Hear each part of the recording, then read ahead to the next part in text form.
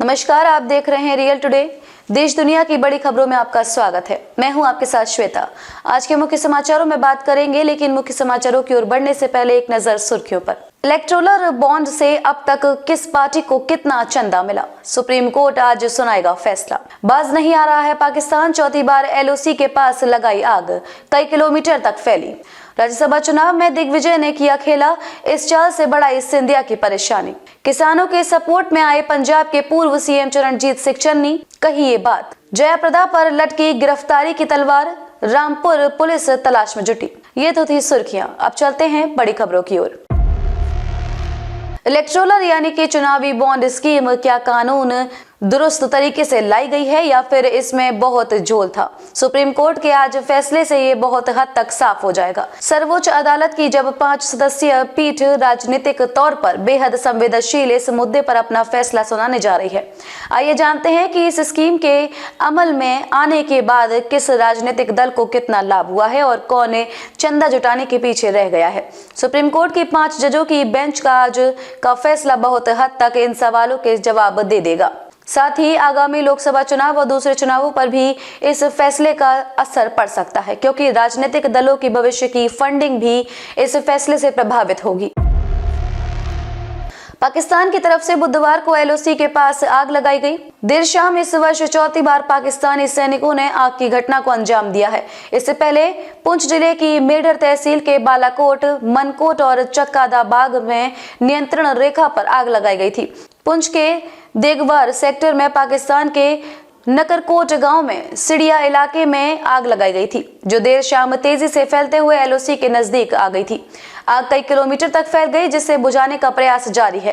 पाकिस्तान अपनी नापाक हरकतों से बाज नहीं आ रहा है। एक बार फिर पाकिस्तानी सैनिकों ने एलओसी के पास आग लगा दी है, जो कि बुधवार देर शाम से तेजी से फैलते हुए एलओसी के पास कई किलोमीटर तक फैल गई।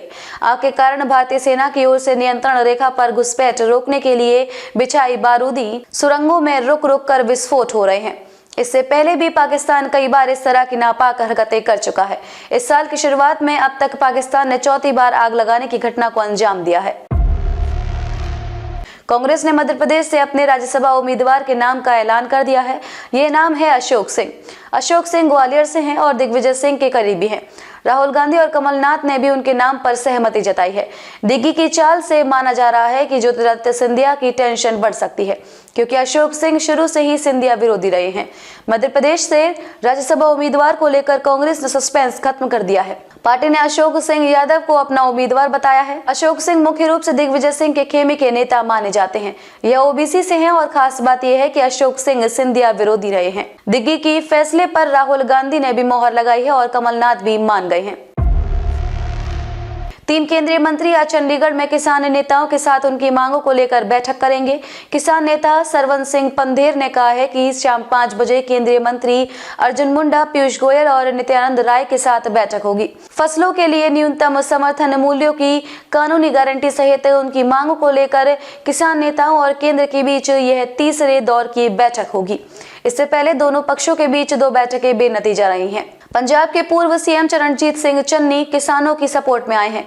चन्नी ने कहा है कि किसानों के मसले का हल जल्द होना चाहिए। चन्नी ने कहा कि कांग्रेस सरकार ने किसानों के कर्ज माफ किए हैं, लेकिन केंद्र और पंजाब सरकार दोनों ही किसानों के कर्ज और मसले पर बात नहीं करती है। इसीलिए किसानों ने दोबारा संघर्ष का रास्ता चुना है। चन्नी ने कहा कि यह संघर्ष और तगड़ा होगा, इसीलिए सरकार को किसानों के मसले को संजीदगी से विचार कर हल निकालना चाहिए। जयाप्रदा आचार संहिता उल्लंघन के जुड़े 2 मामलों में फरार बताई जा रही हैं। इसी मामले में रामपुर की एमपी एमएलए अदालत ने पुलिस अधीक्षक को उनकी गिरफ्तारी का आदेश दिया है। जयाप्रदा के खिलाफ 7वीं बार गैर जमानती वारंट जारी किया गया है। बावजूद इसके सोमवार को सुनवाई के लिए कोर्ट नहीं पहुंची। दिग्गज अभिनेत्री और राजनेता जयाप्रदा जल्द ही गिरफ्तार हो सकती हैं। रामपुर पुलिस उनकी तलाश में है। जयाप्रदा की गिरफ्तारी का आदेश दिया गया है। रामपुर की एमपी और एमएलए अदालत ने पुलिस अधीक्षक को एक स्पेशल टीम बनाने और पूर्व सांसद को गिरफ्तार कर कोर्ट में 27 फरवरी को पेश करने का आदेश दिया गया है। Senior prosecution officer Amarnath Tiwari ने बताया है कि जयाप्रदा के खिलाफ 7वीं बार गैर जमानती वारंट जारी किया गया है।